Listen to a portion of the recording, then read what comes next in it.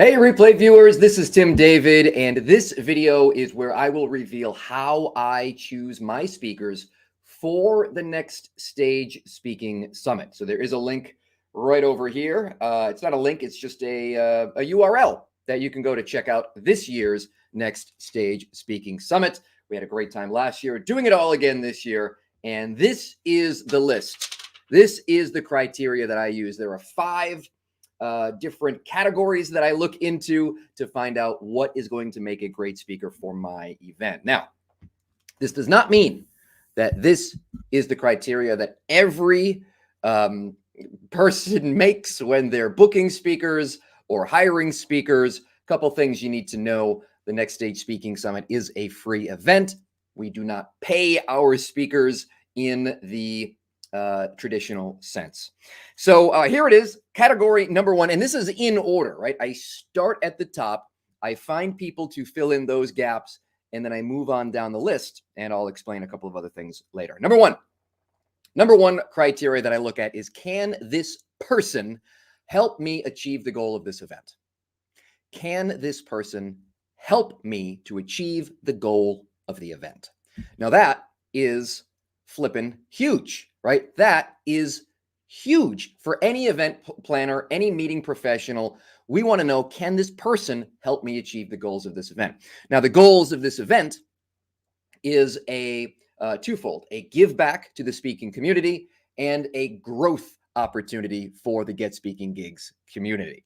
So criteria number 1, can this person bring people to us? People who we can serve, speakers who we can serve, and people who we can continue to serve throughout the rest of the year as well. So criteria number 1, butts in seats. That means, are they a celebrity? And that can be an industry celebrity as well, somebody known in the speaking space, someone like Les Brown, who someone has brought up in the Get Speaking Gigs Facebook group. If you're not in the Facebook group, by the way, you can have a little peek at the Facebook group right over here, which is where I drop some of these surprise live streams, as well as our YouTube channel as well. All the info can be at getspeakinggigs.com. But for now, we're talking about the Next Stage Speaking Summit. Celebrity is one piece. Again, Les Brown is somebody who might be a celebrity in the speaking space, not a celebrity in the real space, quote unquote. We had James Malinchak last year, who might be considered a celebrity in the speaking space, or at least very well known. We had William Hung, who might be considered some sort of American Idol celebrity, I guess. Next category of butts in seats. So this is still all under category 1. Celebrity is important, but also influence is important. If you are someone who has an email list of 400,000 speakers and you can fill up our event with one email, then hey, that's going to be valuable. I'm going to have you involved so that you can be a partner in this event. So butts in seats, that helps me to achieve the goal of the event. Criteria number 1. Question: what are the goals of the people who are making hiring decisions in your category? What do they need? What do they want? All right. Butts and seats is probably a big part of it. How could you help them achieve that if you are not a celebrity, if you are not an influencer? What are some of the things that you can do to help them put butts in seats, right? Just a thought, just a self-reflection. Category number two, I look at their experience, their relevant experience.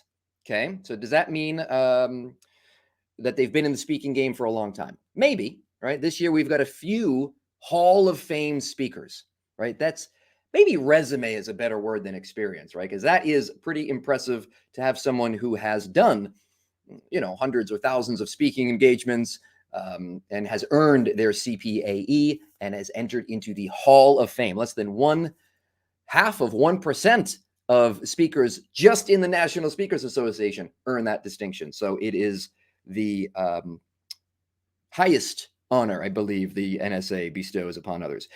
Is this a person not only who's done a lot of speaking, but is this a person who's in the events industry, who's hired a lot of speakers and has a wonderful perspective from the other side of the transaction?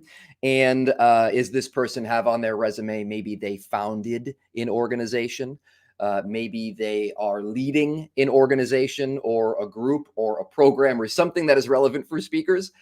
So last year we had Barry Banther, the head the chair of the NSA.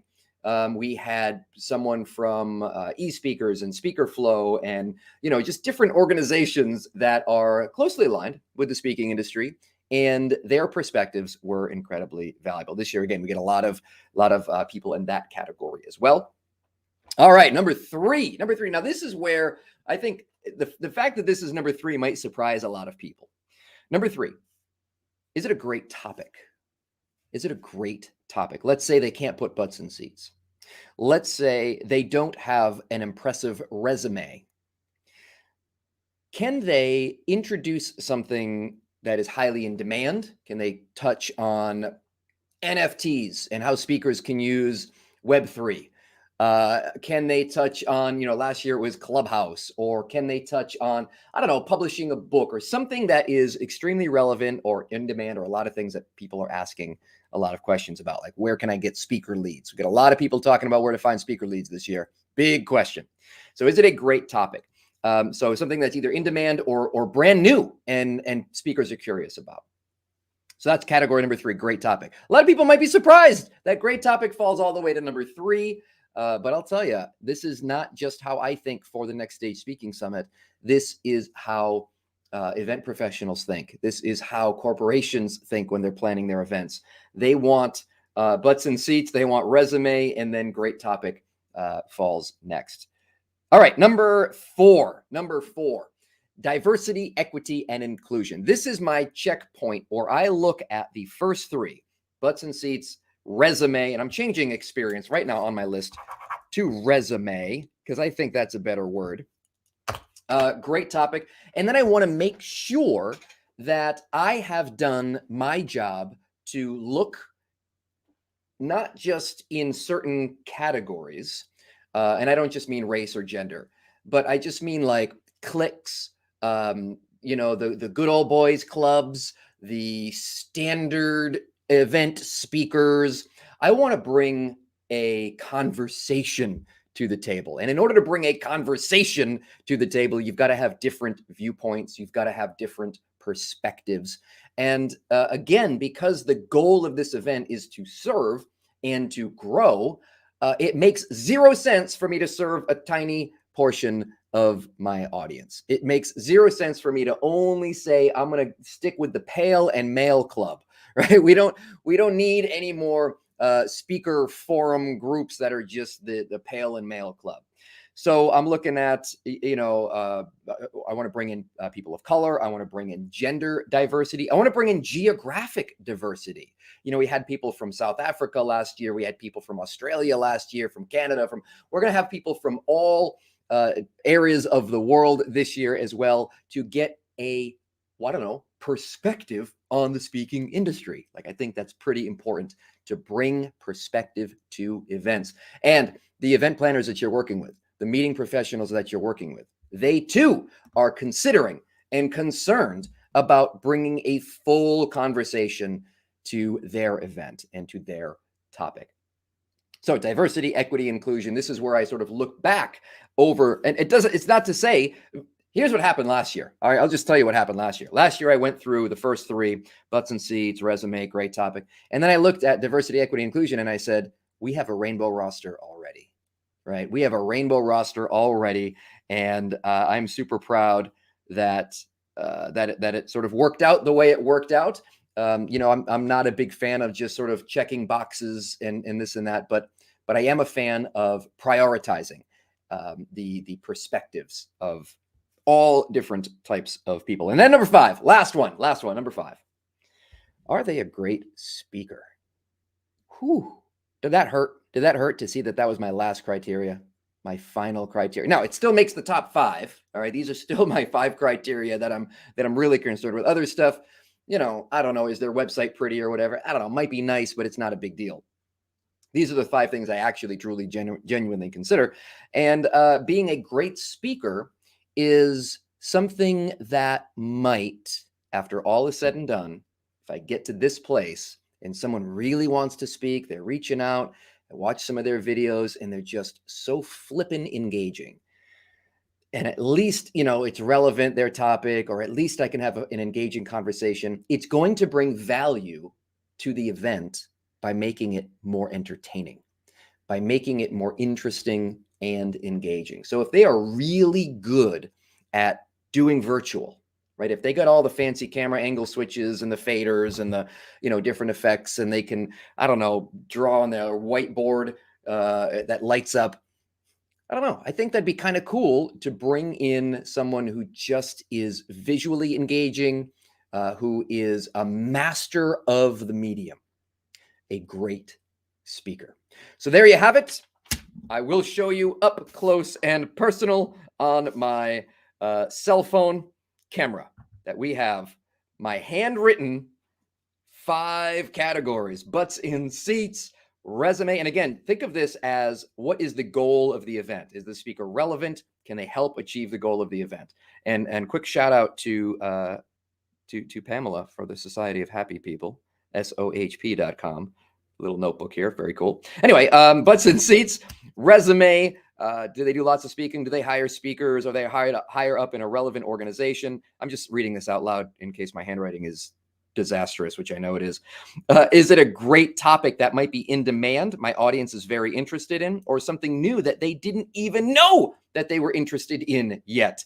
Diversity, equity, inclusion, and are they a great speaker? So there you have it. Those are the criteria that I use when I am deciding on speakers for the Next Stage Speaking Summit. Why is this so hard to do? Oh my goodness. I don't even know. All right, look at the ring. That's your left hand. Okay. Anyway, long story short, there you have it. The 5 criteria that I use when making my speaker selections. Now, if you know anybody in those categories that you think would be interested in speaking at the Next Stage Speaking Summit, perhaps even you, that is how you pitch me. That is how you appeal to me. You say, hey, listen, I can help with this, this, and this.